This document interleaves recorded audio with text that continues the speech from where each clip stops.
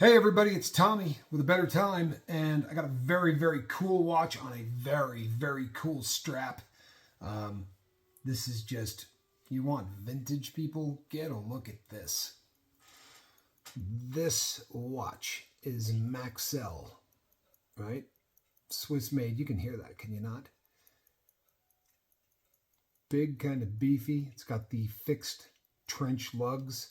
It's on a time period bund. This, we're talking really, really old and still in the kind of shape that you could put this on your wrist and actually wear. It's still supple enough. Very, very cool trench watch. And it's got just a great sound to how it winds and got kind of a very satisfying tick in there. You can just hear how that movement is clicking away. I don't know, people. I love the look of this watch. I really do. It's just absolutely gorgeous. No secondhand to clutter it up. The loom on this is just incredible. And this, I don't know what they used on the loom of this watch, because we have not retouched this in any way.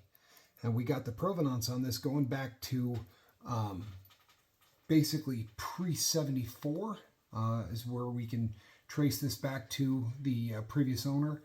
And I'm going to show you something. I'm going to crank this thing up a little bit. And by that I mean I'm going to shine some light on the loom. Because when you look at trench watches of this era, obviously the loom's long dead, right? But whatever they used on this baby still lights, and I mean lights. Now, admittedly, the loom isn't going to stay lit for hours on end, but I don't know, maybe with the light this might be hard to see. But can you see how this thing still just really, really lights up?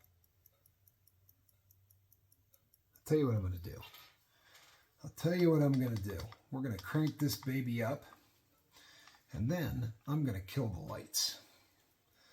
Now, I realize that I probably should have a blue light to do this with, and technically, we have one.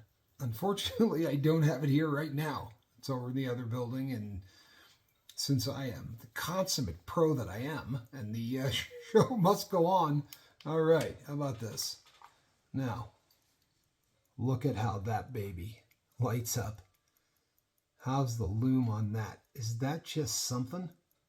Now, again, it's not going to stay lit for a ridiculous amount of time. I mean, after all, it really is a very, very old watch, but especially on the numbers. But the loom on it is just, I mean, really, really cool. And you don't see that very often, especially with most of the stuff. The radium stuff is all dead. This is definitely not radium. I don't know what they used for the loom on this, but it is a nice Swiss-made trench on a very, very cool strap. And just a really cool opportunity. Hey, how are you? Just a really cool opportunity to own a great trench watch, fixed lugs, and the what they've done with the bezel on this, right, with the case itself. But you see the bezel? Okay, the way those sort of ears, I don't know what you would call them, but how they flare out there at the top and the bottom, just very, very unique. Big, bulky, gnarly case. And let's get a size on it. A lot of times, watches on buns really get, on bun straps really gonna get swallowed up, because oftentimes they're smaller than 30. Sometimes you even see 26s and 27s, because they used to make watches really small. This is 32.9 with a lug-to-lug, a fixed lug-to-lug of 35.5. So it's just a really, really great size. And if you've ever watched any of my videos, I got the biggest wrists in the world. So you probably have seen shots of this on Noah's wrist, but this actually fits me. And it's just really got a cool vintage look with that super old bund strap on it.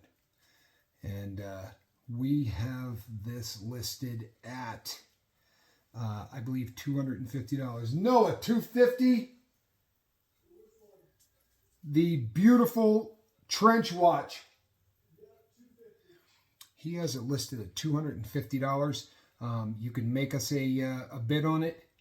I'll tell you what, I'd hate to see this go for, and in fact, I'm not even really happy that it's going for $250. This is just,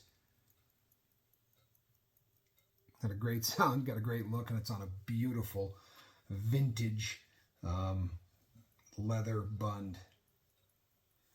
Yeah, I love this watch.